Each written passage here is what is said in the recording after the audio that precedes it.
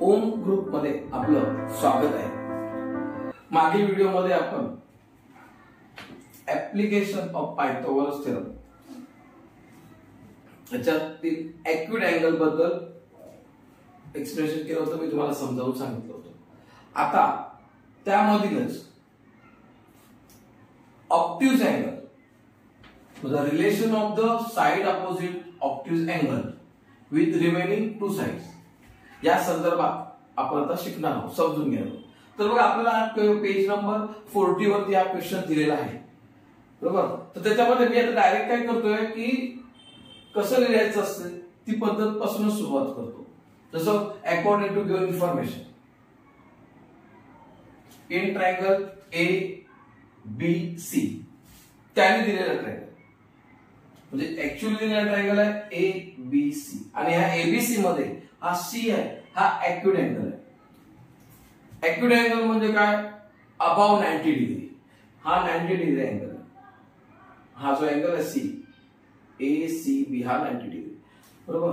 नंतर मग त्याने काय केलं, परपेंडिक्युलर ड्रॉ केलाय बीसी वरती, व तेव्हा काय केलं, ही साइड आहे ही अशी थोडी इकडे वाढवलेली आहे, कन्स्ट्रक्शन आहे, आणि इथून हा परपेंडिक्युलर ड्रॉ केलेला आहे, बरोबर। इथे झाला 90 डिग्री। त्यानंतर तुम्हाला इथे त्यांनी व्हॅल्यू दिलेले आहेत AD p A C B A B c D C x C B a हे व्हॅल्यू दिले। आपल्याला काय करायचं आहे, तर साइड अपोजिट टू ऑब्ट्यूज अँगलचे एबी चा स्क्वेअर हे बघा प्रूव्ह करायचं, एबी चा स्क्वेअर इक्वल टू ऑब्ट्यूज अँगलच्या ज्या साइड आहेत एसी आणि बीसी यांचा square BC plus AC square plus 2BC into DC, BC into DC. Acute angle मध्ये इथे मायनस साइन येतं, ऑब्ट्यूज अँगल मध्ये प्लस साइन, एवढा फरक लक्षात ठेवायचा।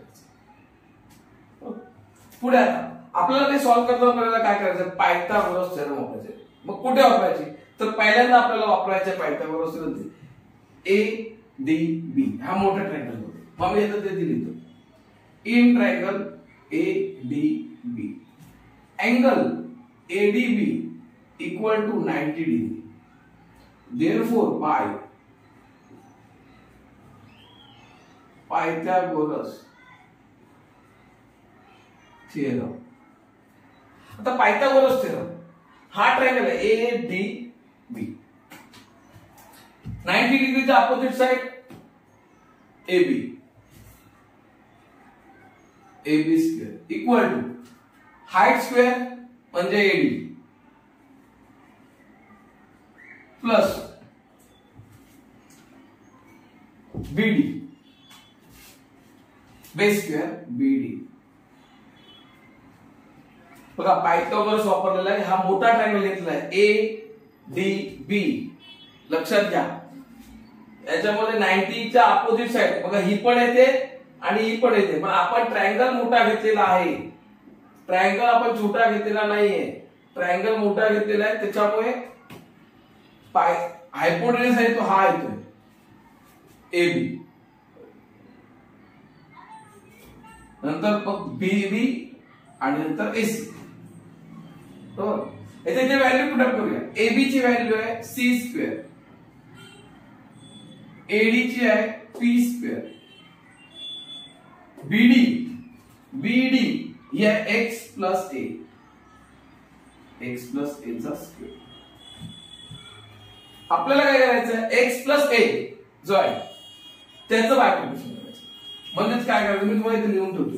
आपण नॉर्मली ए प्लस बी चा होल स्क्वेअरचा जो फॉर्म्युला वापरतो a plus b whole square, तो कसा असतो, first term square plus 2ab plus b square. Same इथे करायचं, p square plus x square plus 2ax plus a square, हे मिळालं आपल्याला इक्वेशन 1।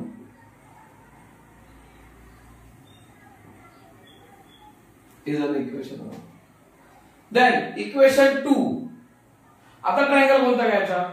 आता ट्रायंगल घ्यायचा ए डी सी, छोटा ट्रायंगल घ्यायचा. मग पुन्हा इन ट्रायंगल मी थोडा आहे ना इकडे लिहितो.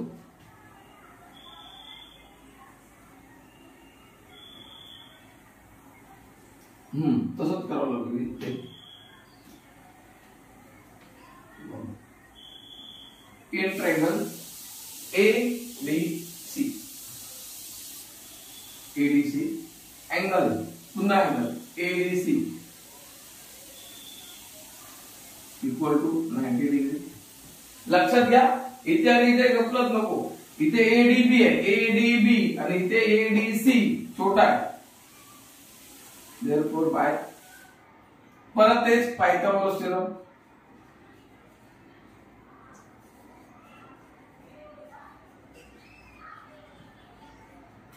आता या छोट्या ट्रायंगल मध्ये Pythagoras side opposite to 90 degree, hypotenuse, hypotenuse आहे एसी, हायपोटेन्यूस काय एसी, छोटा ट्रायंगल एडीसी, एसी, एसी चा स्क्वेअर इक्वल टू बेस. आता ह्या ट्रायंगलचा बेस आहे DC, DC square plus height आहे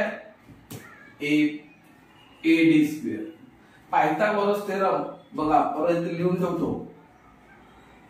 हायपो square equal to base square plus height square. ही आहे पायथागोरस. लक्षात घ्या, म्हणजे तुम्हाला कन्फ्युजन नको. बरोबर. आता इथे यांच्या व्हॅल्यू, एसी ची व्हॅल्यू, एसी ची value b square, DC x square, AD p square, इथे सी स्क्वेअर. आता आपल्याला काय करायचं, इथे पण p इक्वल टू व्हॅल्यू काढायची. इथे पण मग काय करणार, b square minus x square equal to p square. जसं एक्विड अँगल मध्ये केलं होतं तसं इथे करायचं. एक्विड अँगल मध्ये पण असंच केलं होतं, मग पी ची व्हॅल्यू काढली. इथे पण सेम करायचं.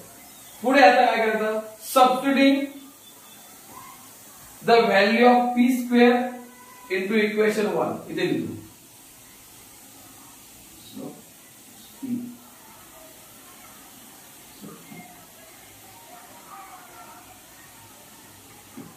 value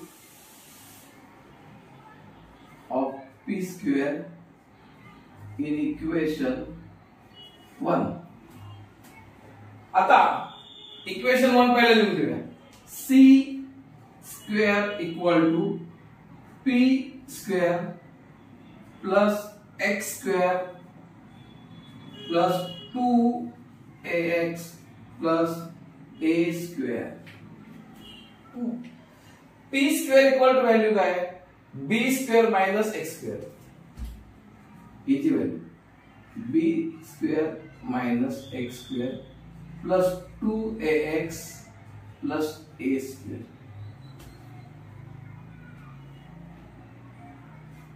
हा ही एक राहिलेली आहे इथे.